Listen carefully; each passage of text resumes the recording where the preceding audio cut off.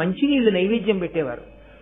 కటిక దరిద్రంతో బాధపడుతూ పక్క ఇంటి వారికి కూడా చెప్పకుండా, ఇల్లాలు కూడా అటువంటి తల్లి, ఆయన అమ్మవారిని పూజ చేసి కటిక దరిద్రంలో 27 పర్యాయములు మంచినీటిని లలితామ్మవారికి నైవేద్యం చేశారు. చేసి ఆయన ఇంకొకసారి లలితా సహస్రం చదవడానికి ఓపిక లేదు, అప్పటికే అన్నం తిని చాలా రోజులు అయిపోయింది.